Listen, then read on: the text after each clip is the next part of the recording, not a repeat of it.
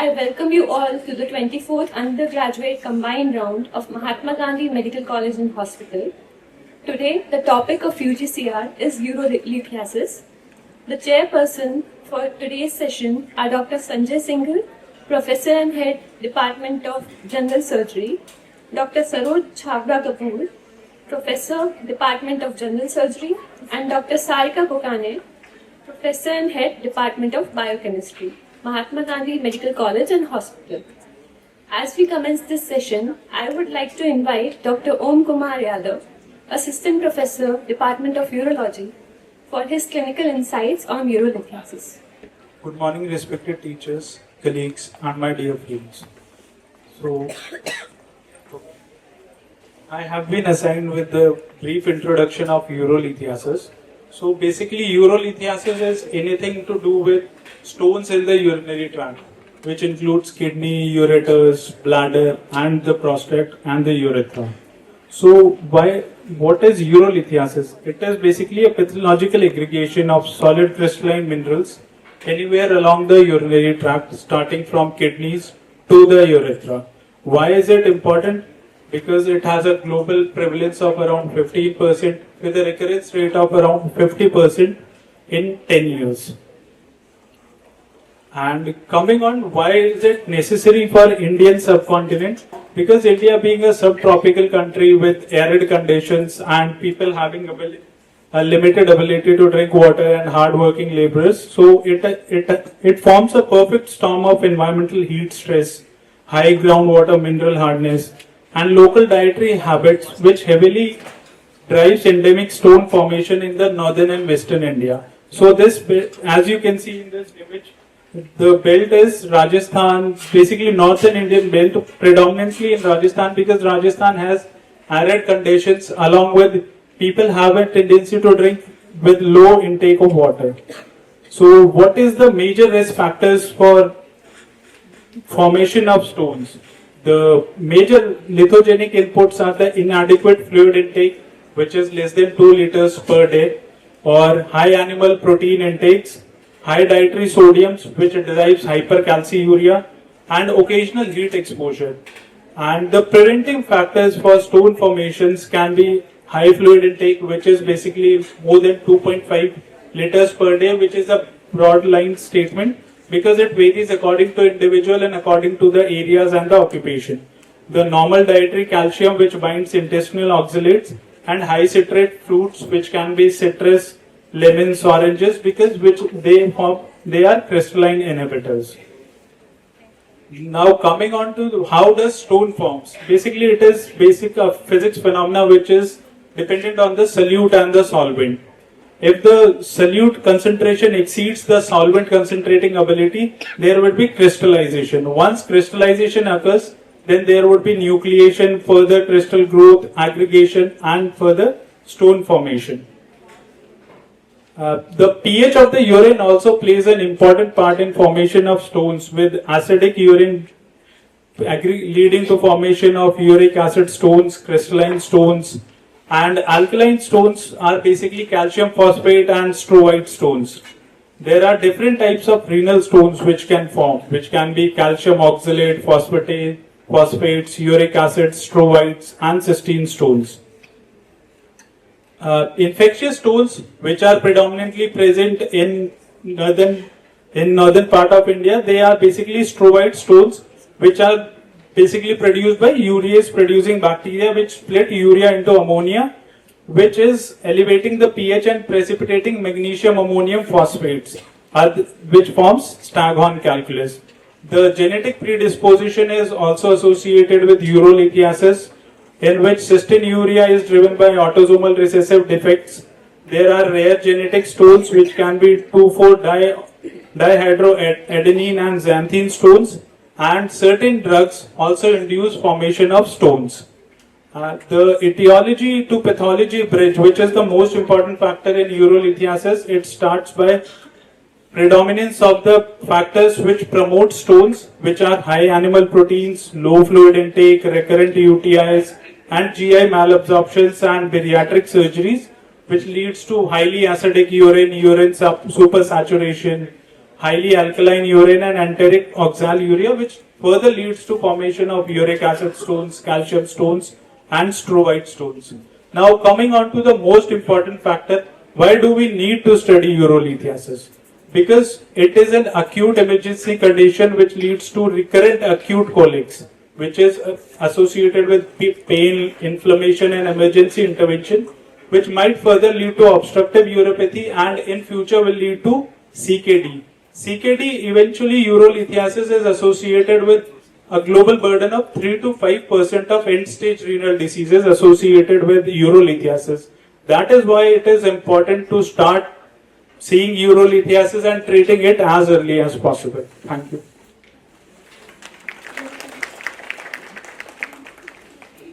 Thank you, sir. Now I would like to invite Kashvi Sharma from Department of Anatomy to commence the session.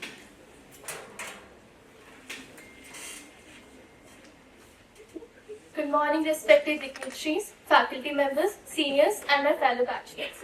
My topic for today is gross anatomy of kidney, ureter, and urinary bladder. This presentation was prepared by Taru Agarwal, Kritika Shekhawat, Priyanshi Andana, Shubhangi, and myself, Kashvi Sharma, under the guidance of Dr. Pankaj Kumar Singh, sir, Professor and Head Department of Anatomy, and moderatorship of Dr. Ashima Nath, ma'am, Demonstrator, Department of Anatomy. Today we will discuss the gross anatomy of kidney, ureter, and urinary bladder. The urinary system contains of the kidneys, ureters, urinary bladder, and the urethra. Kidneys are paired bean-shaped retroperitoneal organs which extend from the T12 vertebral level to the L3 vertebral level. They have a superior pole, an inferior pole, an anterior surface, posterior surface, a lateral border, and a medial border. The medial border has a hilum, through which the contents that pass from anterior to posterior are the renal vein, the renal artery, and the renal pelvis. The average length of a kidney is 11 cm, breadth is 6 cm, and anteroposteriorly it is 3 cm in thickness. Average weight of kidneys in males is 150 grams and in females is 135 grams.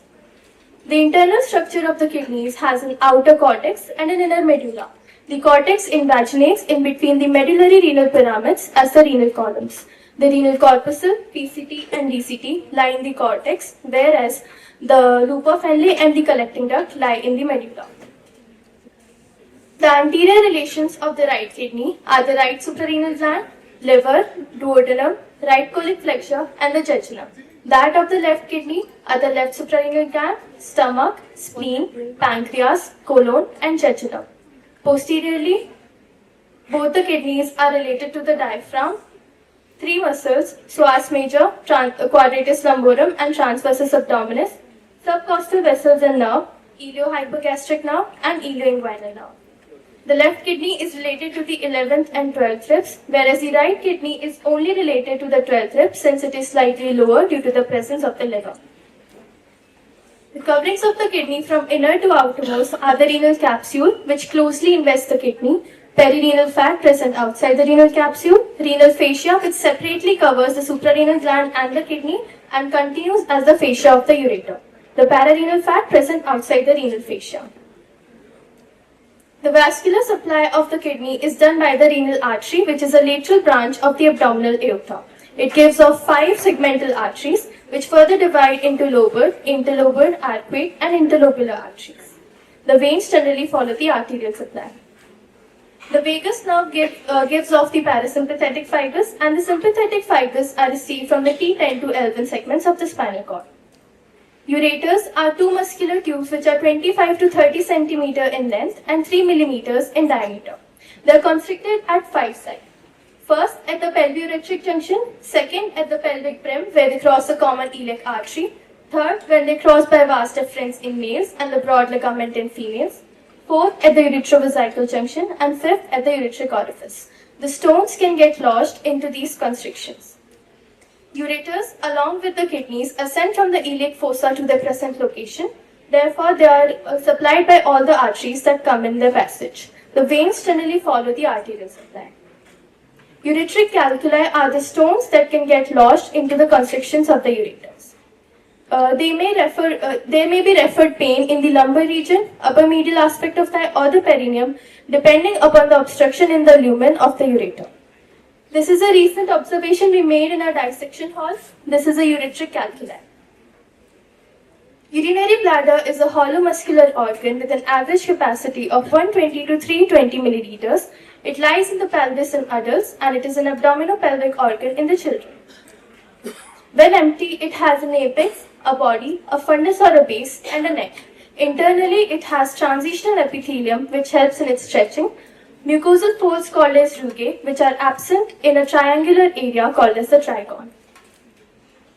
The arterial supply of the bladder is done by the superior vesical artery, inferior vesical artery in males, and vaginal artery in females, which are the branches of anterior division of the internal iliac artery. The venous drainage is by the vesical venous plexus and lymphatic drainage through the external iliac nodes. The sympathetic fibers are received from the T11 to L2 segments and parasympathetic from the S2 to S4 segments of the spinal cord. The bladder can be neurogenic. If the injury is at the site of S2, S3, S4 level, the bladder is autonomous, and if the injury is above S2 level, the bladder is automatic. These are the references we've used. Thank you. Now I would like to invite the physiology department to take over.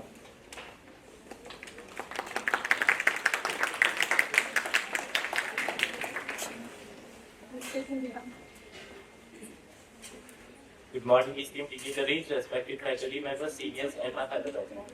I am Rajat Sharma from MGUMST Batch 2025, along with my team members Himansh Vishnoi, Janvi Mathur, Lokesh Punya, and Manasraj Sethi, who have helped me through this presentation under the guidance of Dr. Aparna Gagman, Professor and Head Department of Physiology, and under the moderation of Dr. Rosie Paulman, Assistant Professor, Department of Physiology. Our today's topic is urine formation, and our today's learning objectives are peculiarities of renal blood flow and steps of urine formation. Peculiarities of renal blood flow. It has high magnitude of blood flow. It is autoregulated. There are two distinct perfusion zones, one in medulla and one in cortex.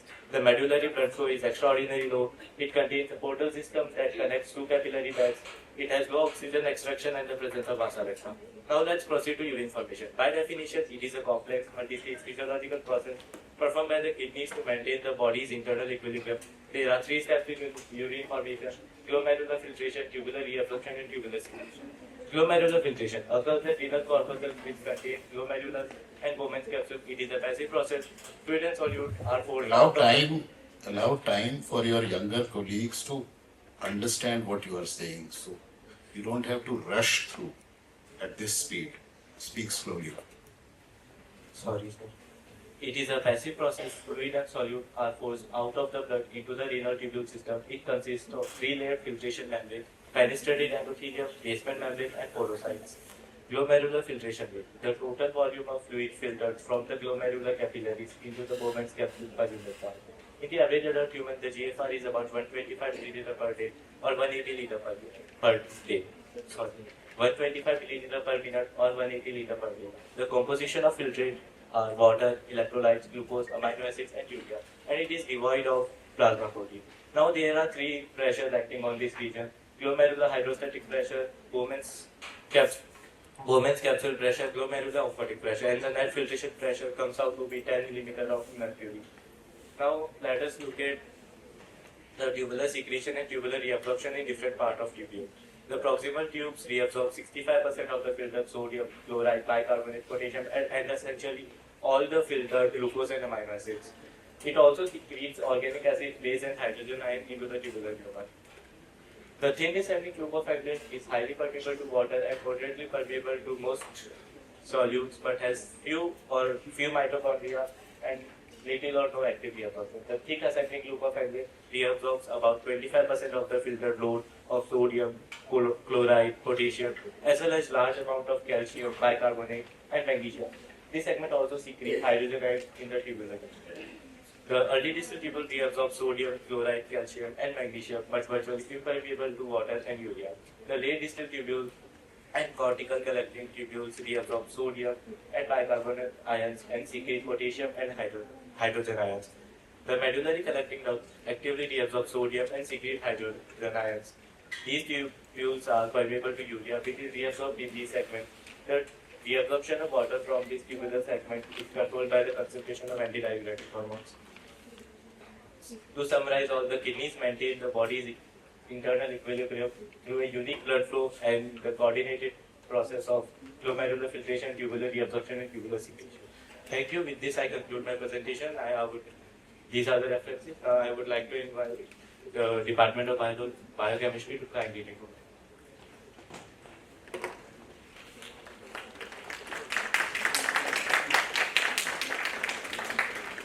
A very good morning to respected dignitaries, faculty members, seniors and my fellow batchmates.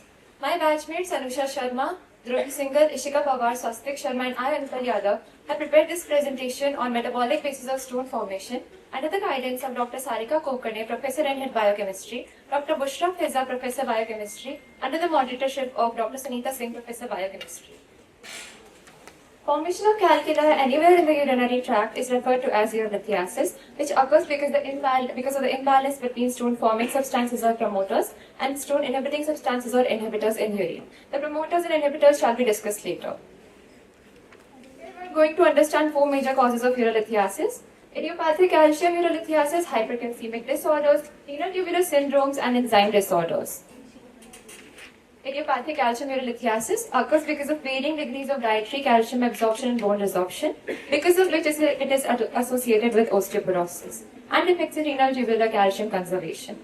Hypercalcemic disorders include primary hyperparathyroidism and excess vitamin D.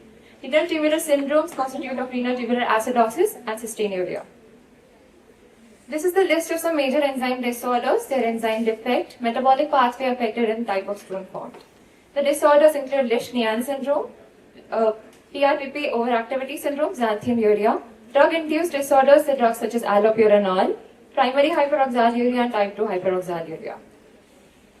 These are the risk factors of stone formation: dehydration, hypercalcemia, high oxalate diet, high purine diet, low urinary citrate, and metabolic disorders such as obesity and diabetes mellitus. Now let's understand the biochemical mechanism of urolithiasis. Because of some metabolic or dietary factors, some stone-forming salts may supersaturate in urine. In addition to this, if inhibitors of crystallization are reduced, nucleation of small crystals may occur. These crystals may grow and aggregate to form large crystals which may retain in renal tubules, and formation of renal calculus occurs. These are 5 types of stones. Calcium oxalate, which are the most common ones, present in 70 to 80% of cases. Calcium phosphate, 15 to 20%. Uric acid stones, 5 to 10%. Stovite stones or magnesium ammonium phosphate stones, also 15 to 20%. And cystine stones in less than 1 to 2% of cases.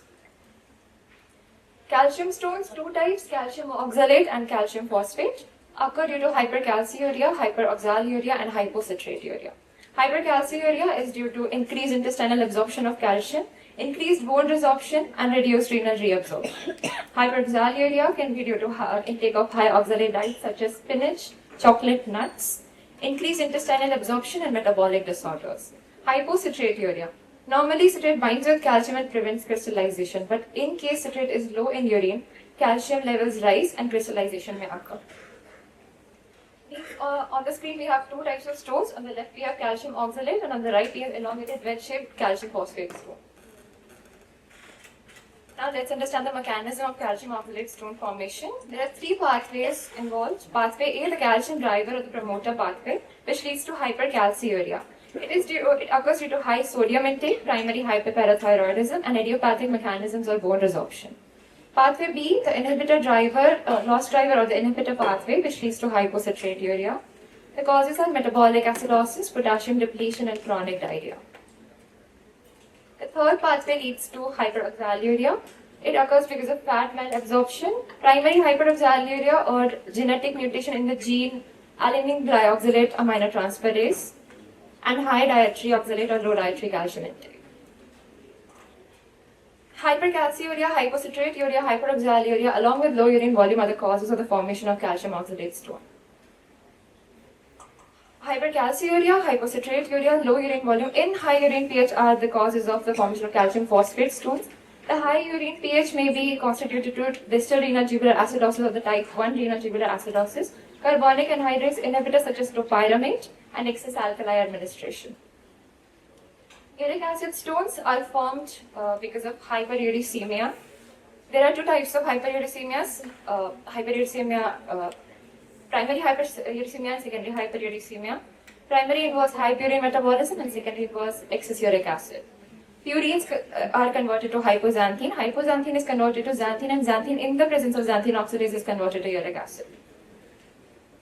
Low urine volume, hyperuricose, urea, and low pH are the causes of the stone formation. Low pH may be constituted to high animal protein diet because of high amino acids and impaired renal ammonogenesis. In low pH, more soluble urate salts are converted to less soluble protonated uric acid and formation of these stones occur. Steroid stones or magnesium ammonium phosphate stones.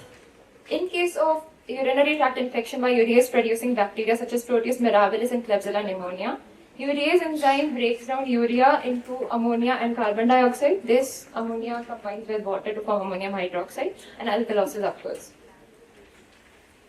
So urea in the case of, in presence of urease enzyme breaks into ammonium and bicarbonate ions. Ammonia levels rise and highly alkaline environment is created because of which formation of these stones occur. Cysteine stones are due to cysteinuria, which is an autosomal linked genetic disorder. Deficiency in transport of following amino acids occur: cysteine, ornithine, lysine, and arginine, of which cysteine is the most problematic one. Autosomal recessive gene mutations involve the gene SLC3A1 and SLC7A9. Defective renal tubular reabsorption of diabasic amino acids occur, which involve TB80 and B080, because of which massive cysteinuria occurs in normal or acidic pH. Two CYSTEINE cysteine molecules combine to form one CYSTEINE cysteine molecule, and formation of these stones occur. Urine pH plays a very important role in the formation of stones. In acidic urine, uric acid and cysteine crystals are formed, because of which uric acid and cysteine stones are formed. And in alkaline pH, phosphate levels rise, because of which calcium phosphate and strobite stones are formed. As we learned in the previous slide, in case of urinary tract infection by urease producing bacteria, ammonia levels rise and alkaline pH is created, because of which strobite stone formation occurs.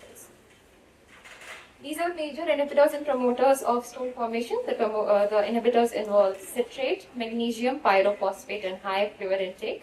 And the promoters include low urine volume, hypercalciuria, hyperuricose urea, and hyperabsorburia. There are two diagnostic methods to diagnose urolithiasis. The first one is urine examination. By routine urine analysis, we can detect the pH of urine. In acidic urine, calcium oxalate, uric acid, and cysteine stones are formed. And alkaline urine favors calcium phosphate and strobite stone formation. Calcium oxalate crystals are en vellop or dumbbell shaped. Uric acid crystals are rhomboid or diamond shaped. And cysteine crystals are hexagonal in shape. These are the microscopic images of some of the stones. 24-hour urine biochemical analysis. In this analysis, urine is stored in a container for a period of 24 hours. The measured substances include calcium oxalate, uric acid, citrate, and urine volume. The second, serum biochemical test. These tests are done to determine the metabolic cause of stone formation. Test significance: serum calcium test, serum uric acid test, serum phosphate, creatine, and bicarbonate tests are done. Clinical symptoms of stone formation include severe flank pain, fatigue, high blood pressure, hydronephrosis, hematuria, renal colic, oliguria, and anuria. Now let's conclude our presentation by summarizing it. Renal stones are crystalline deposits formed in the urinary tract due to supersaturation of certain solutes. The most common type is calcium oxalate stone, followed by calcium phosphate, uric acid, strobite, and cysteine stones. Urine pH, metabolic abnormalities, and low urine volume play a major role in stone formation. Biochemical investigations such as urine analysis and serum tests help underlying the underlying metabolic cause. These are the references we have used. I would like to call the next department, which is the Department of Pathology. Thank you.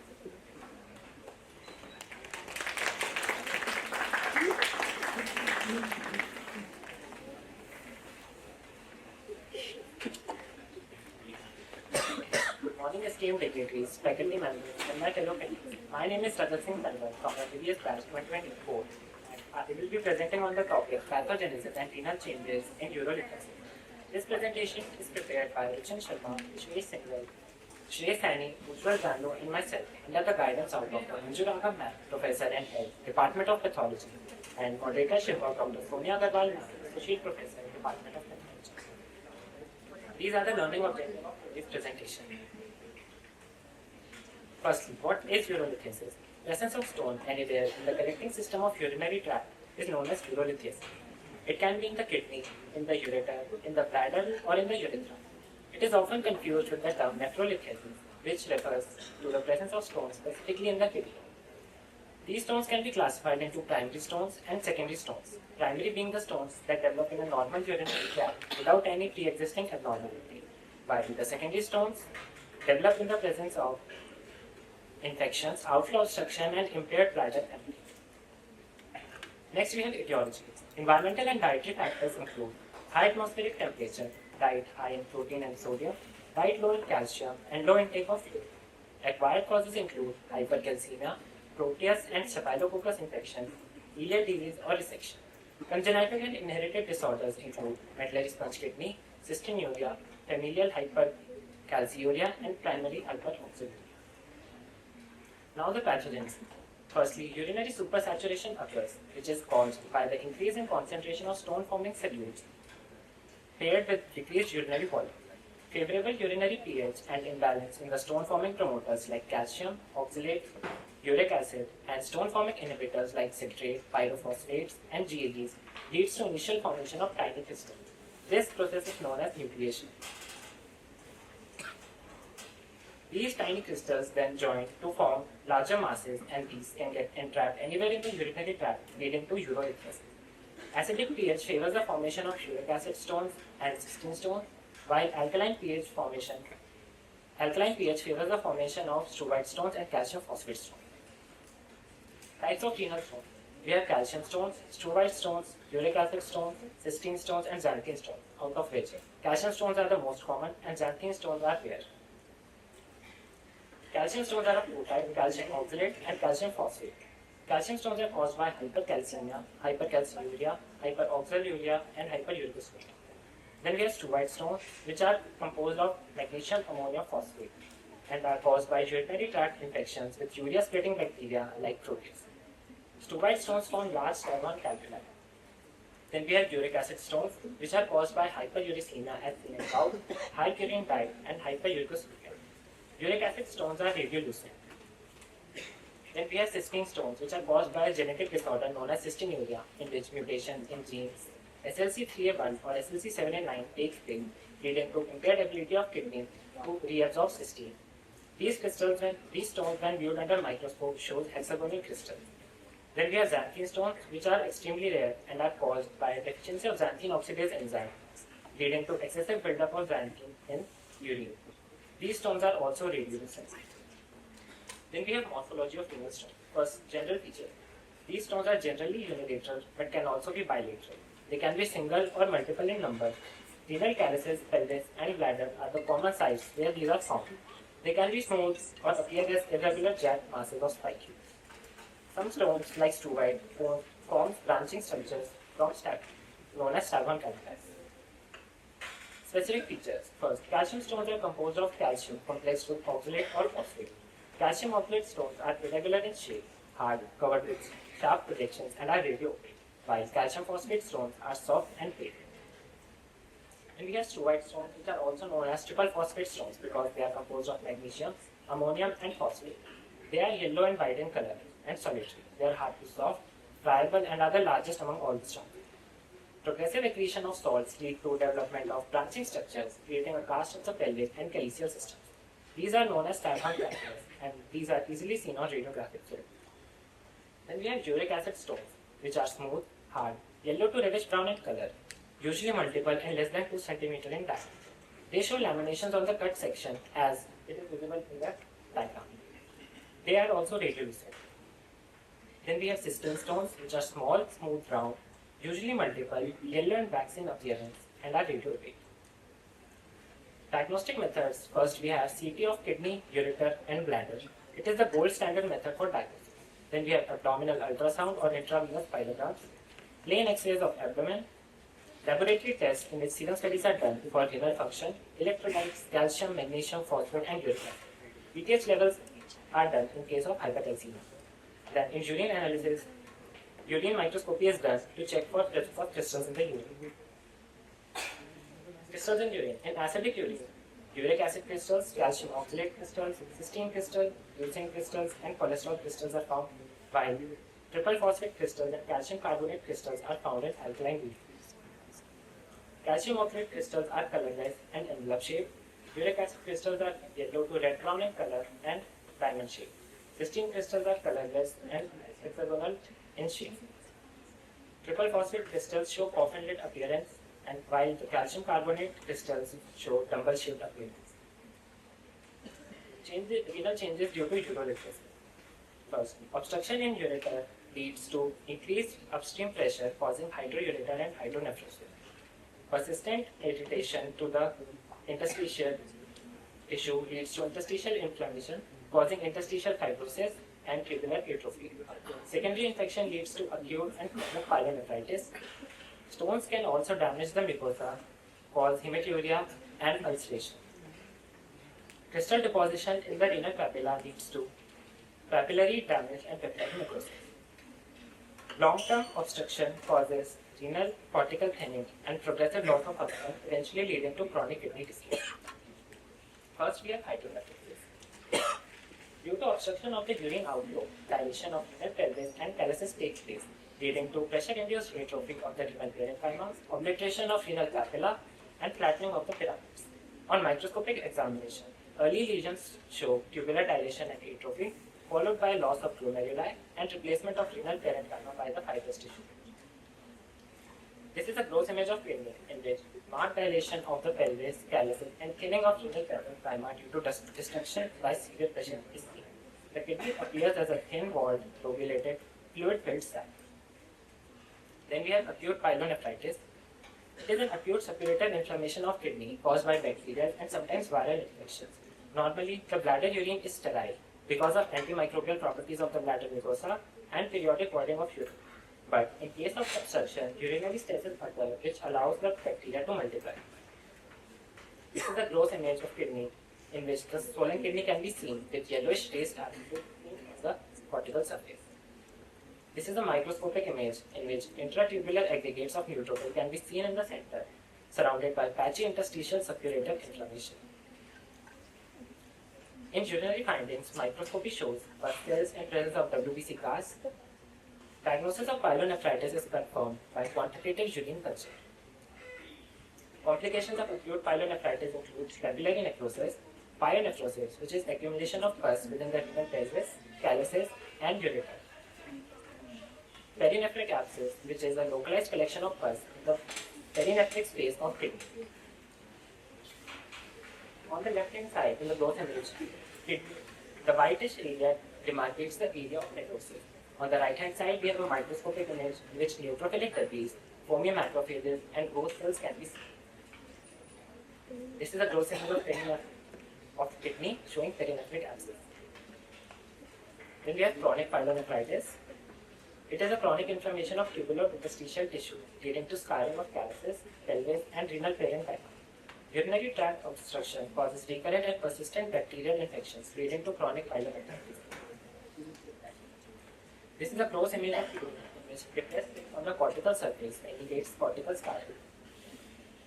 It is a close image of cut section of kidney in which marked dilation of calluses can be seen, which is caused by inflammatory destruction of papilla with atrophy and scarring of overlying cortex. This is a microscopic image in which tubular atrophy and dilatations are seen, and these dilatations contain pink glassy casts resembling the colloid of thyroid, known as thyroidization of kidney. Chronic inflammation in the interstitium can also be observed. In urinary findings, microscopy showed WBC and WBC cast, and mild proteinuria is observed. Then we have chronic kidney disease. It is defined as persistent, irreversible abnormality of kidney structure or function with progressive decline in the GFR. Grossly, the kidneys are symmetrically contracted and their surfaces are diffusely granular. Microscopically, scarring of the glomeruli and marked interstitial fibrosis are seen. On the left-hand side, we have a gross image in which the surface can be seen as granular. This is a microscopic image in which lymphocytic infiltrate are seen in the fibrotic interstitium.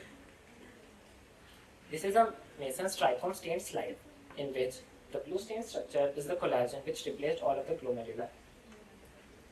Next we have squamous cell carcinoma. It is chronic irritation by stones lead to chronic inflammation leading to squamous cell metaplasia of the normal urothelium. Continued injury and inflammation leads to abnormal cellular development and organization causing dysplasia. Eventually the dysplastic cells progress into an invasive malignancy. In this image, squamous cell carcinoma of the renal pelvis epithelium can be seen. First it occurs in the pelvis and then it spreads to the urinary gland in the kidney. These are the references. Thank you. Now I would like to invite the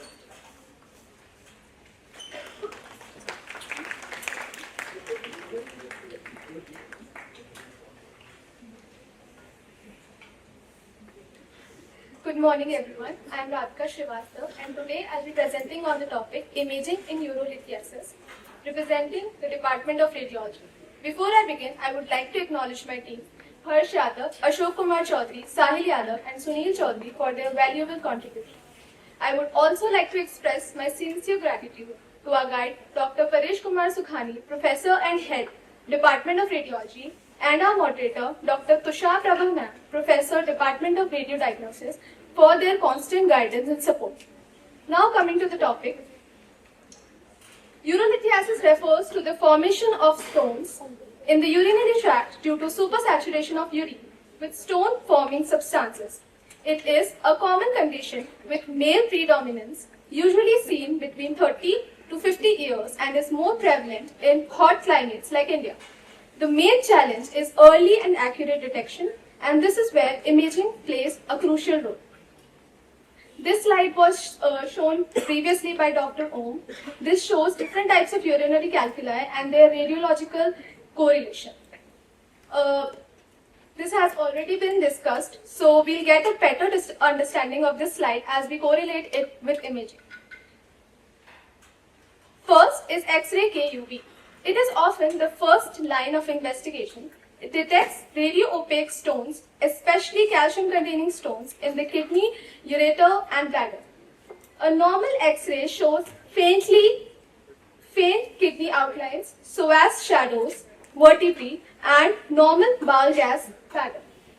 In urolithiasis, we see white radio-opaque shadows along the urinary tract, indicating stones. However, it has its limitations. It cannot detect radiolucent stones like uric acid, and its sensitivity is only about 50 to 60%. So it is mainly used for follow-up. Next is ultrasonography. In many settings, ultrasound is used as an initial screening modality as it is safe, quick, and easily available. It is the modality of choice in pregnancy and pediatric patients as it is safe and radiation-free. On ultrasound, stones appear as an echogenic focus, which is a bright white spot with posterior acoustic shadowing, which is a dark shadow behind it.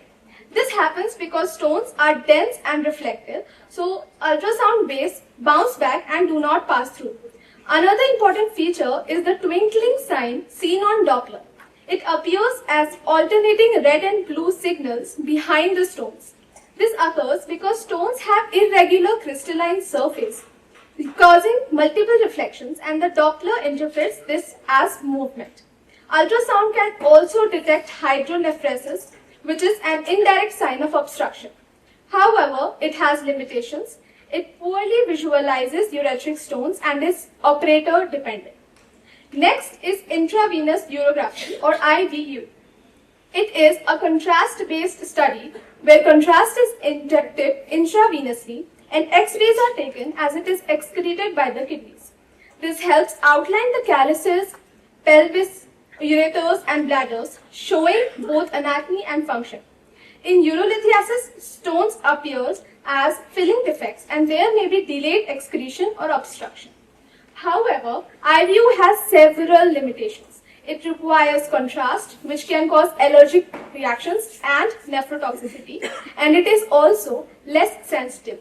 Therefore, it has been largely replaced by CT scan. Now coming to the most important modality, CT scan KUV. Non-contrast CT is the gold standard investigation. It can detect all types of stones, including uric acid stones, with very high sensitivity and specificity, more than 95%. It provides precise details with size, exact location, and density of the stone. This information is extremely important for treatment planning. So CTKUP is the investigation of choice in urolithiasis. However, it also has some limitations, including radiation exposure, higher cost, and it is not preferred in pregnancy. Next is radionuclide imaging. Radionuclide imaging uses tracers like PPPA and for GFR, MAC3 for drainage, and DMSA for cortical imaging and scarring. It does not directly visualize stones, but is useful in chronic obstruction cases. And then MRI, which has a very limited role. Stones appear as signal void, and MRI is mainly used when CT is contraindicated. Its advantage is that it involves no radiation exposure, but it is not preferred for stones detection. Finally, interventional radiology. Here, imaging is used for treatment procedures like percutaneous nephrostomy, double J stenting, and PC anal guidance. These are especially useful in emergency situations and obstructive uropathy. To conclude, CTKUB is investigation of choice. Ultrasound is preferred in pregnancy and pediatric patients. X-ray is useful for follow-up, and IVU is now largely obsolete. And most importantly, radiology plays a vital role not only in diagnosis but also in guiding management of urolithiasis. And also it actively contributes in the treatment of urolithiasis through interventional procedures. With this, I would like to conclude my presentation. I would like to invite Aditya Mesla.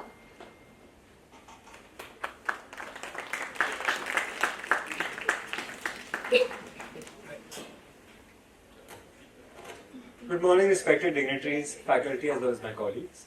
My name is Aditya Mesla, and I will be presenting this urolithiasis on clinical approach and management. This presentation has been prepared by myself, Aman Chaudhary, Anita Chaudhary, Akansha Jain, and Anshika Gawal, under the guidance of Dr. Sanjay Singh, Professor and Head, Department of General Surgery, and under the moderatorship of Dr. Saroj Chhabra Kapoor, Professor, Department of General Surgery. First, we'll start with the epidemiology. The lifetime prevalence of urolithiasis varies from 1% to 20%, with the recurrence rate being very high, up to 50%. It is most commonly seen between the ages of 40 to 60 years in men and the postmenopausal period in women. Men are also twice as likely to develop it as women are. Caucasian people are also at a higher risk. Family history increases the risk by up to 250%. Some modifiable risk factors include the environment, with deserts and tropical regions having a higher risk, and patients using drugs such as chemotherapeutic agents, antiretroviral therapy, and corticosteroids also being at a higher risk. The clinical presentation. It is commonly asymptomatic, which is then incidentally diagnosed on imaging. But pain is the most common symptom and can vary depending on the site of stone. If the stone is present in the kidney, the most common symptom is a dull, aching pain at the corresponding renal angle and hypochondriac region, which is relieved upon rest and aggravated upon movement. If the calculus is present in the ureter, the location of pain may vary depending on the site of the calculi in the ureter. It is typically seen in a loin-to-groin fashion. This pain is colicky in nature and can be associated with nausea and vomiting. If the calculus is present in the upper ureter or the renal pelvis, the pain is in a loin-to-groin fashion due to T11 deformation. If it is present through the upper ureter, the pain is felt along the obturator nerve and is felt superior in the superior and medial aspect of the thigh. If the stone is present in the mid-ureter, the pain then radiates along the iliohypogastric nerve and radiates to the tip of the penis and the labia majora. And if the stone is present in the lower ureter, the pain radiates along the ilinguinal nerve and is referred to the testes and the labia majora. If the stone is present in the bladder, there is suprapubic pain, particularly after maturation, and is referred to the tip of the penis and the labia majora. This pain is often associated with lower urinary tract symptoms, including dysuria, urgency, and frequency. Strangury is also seen in intramural ureteric calculi, and hesitancy and intermittency are seen in bladder calculi. Hematuria can be present during or immediately after an attack of colicky pain. Constitutional symptoms such as fever or malaise indicate infection and impending renal failure. Examination may reveal abdominal tenderness and guarding during an attack of renal colic. Coming to Dieter's crisis, it occurs when the stone is lodged at the renal pelvis, causing complete obstruction to the flow of urine. The patient presents with palpable swelling and severe pain. And when the stone shifts position, the symptoms resolve as urine flows out. As we can see here, in the above X-ray, there is a normal kidney, and in the lower X-ray, Dieter's crisis has occurred, causing intense engorgement of the kidney. Differential diagnosis for acute ureteric calculi colic. It can occur due to other blockages present within the urinary tract, such as a clot colic, which is commonly seen in patients on anticoagulation therapy, patients with hemophilia, or patients with vascular tumors. It can also occur due to papillary necrosis, which is seen in sickle cell disease, diabetes, or patients abusing non-steroidal anti-inflammatory drugs. Other organs can include acute appendicitis, ovarian torsion, ectopic pregnancy, acute intestinal obstructions, abdominal aortic aneurysms, or simply malingering. Complications include urinary tract infections, hydroureteral nephrosis, pyelonephritis, pyonephrosis, renal abscess, septicemia, chronic renal failure, and some uncommon complications include pyeloenteric or cutaneous fistulae and xanthogranulomatous pyelonephritis. Coming to the management, we'll first take a look at the investigations. For imaging, a non-contrast CT scan is the investigation of choice. An X-ray of the kidney, ureter, bladder is also useful, as 75% of stones are radiopaque. And ultrasonography is excellent for detecting hydroureteral nephrosis and to exclude pelvic pathologies. A urinalysis should also be done, including a urine culture, microscopy, and stone analysis. 24-hour urine studies of volume, pH, creatinine, calcium, oxalate, uric acid, citrate, sodium, and potassium, as well as the metabolic panel for serum, parathyroid hormone, calcium, phosphate, and uric acid should be done for recurrent disease. We have an image of ultrasonograph demonstrating a ureteric calculi.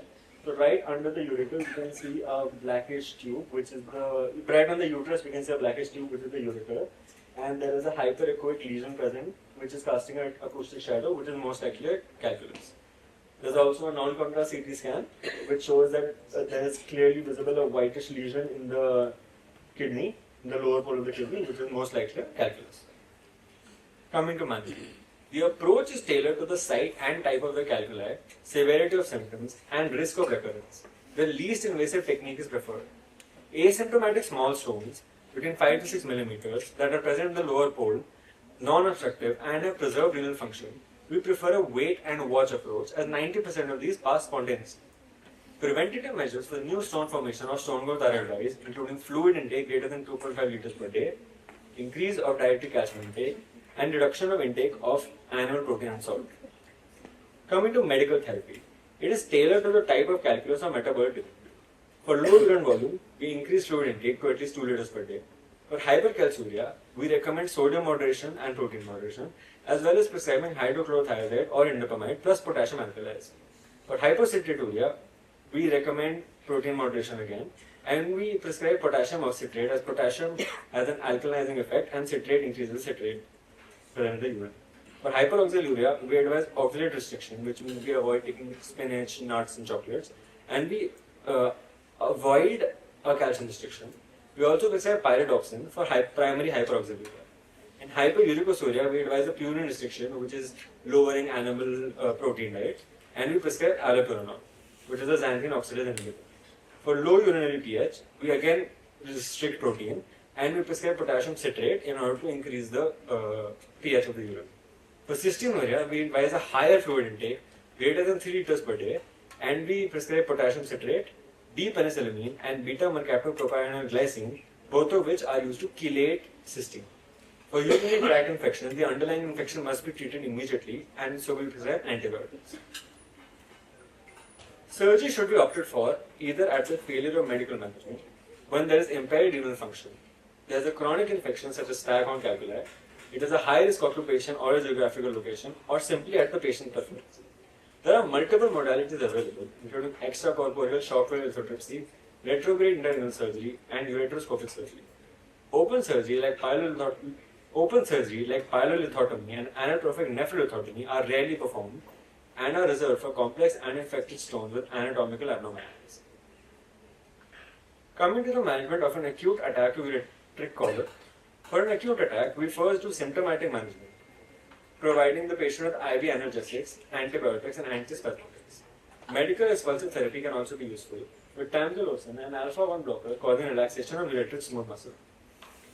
After the effects of an acute attack of ureteric colic are resolved, we aim to bring the total urine output to 2.5 liters per day. If it is not relieved, or sepsis or urinary obstruction persists, there is emergency decompression in the form of a suprapubic catheterization for bladder calculi, DJ stenting for ureteric calculi, and a percutaneous nephrostomies for renal and ureteric calculi. Coming to extracorporeal shockwave lithotripsy. It is a non-invasive treatment that works by generating shockwaves outside the body for lithotripsy. It is a first-line treatment for stones that cannot be treated conservatively. Extracorporeal shockwave lithotripsy may require multiple sessions for complete treatment. It is contraindicated in patients with obesity, pregnancy, bleeding disorders, cardiac pacemakers, stones greater than 1.5 centimeters, children, lower calyx stones, or cystine stones. Complications include pain, urinary tract infections, hematuria, parenchymal hemorrhage, perineal hematoma, and Steinstrass. We now have a visual of extracorporeal shockwave lithotripsy.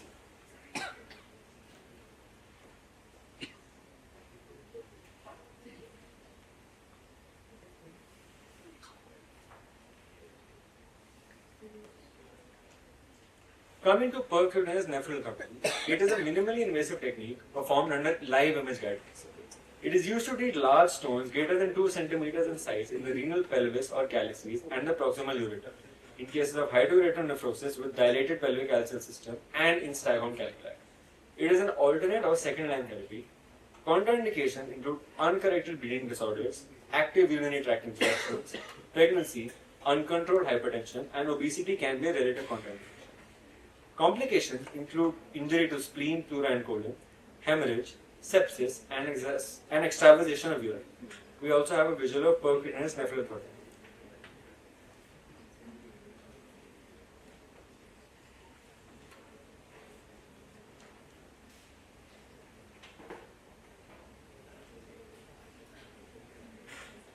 Coming to our next modality, ureteroscopic surgery and retrograde intrarenal surgery.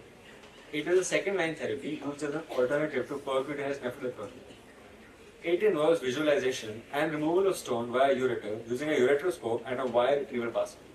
It is utilized in combination with energy sources such as a pneumatic lithotripter or laser energy devices. A slimmer or more flexible ureteroscope with active deflection of the tip and laser technology with thinner fibers allows for retrograde access to the kidney via the ureteric orifice, which is then termed as retrograde intrarenal surgery. It has a lower morbidity than percutaneous nephrolithotomy.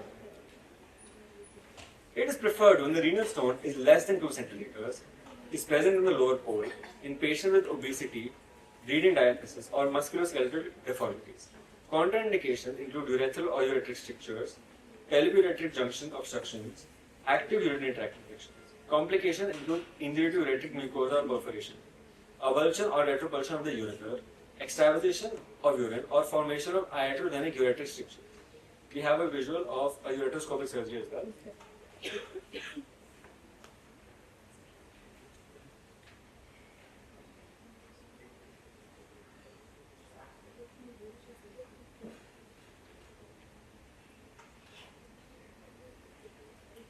Thank you. Our references are Sebastian's Textbook of Surgery, 28th edition, 22nd edition, Bailey's and Love's Short Practice of Surgery, 28th edition, as well as S. Das's The Clinical Manual of Surgery, 18th edition. Thank you.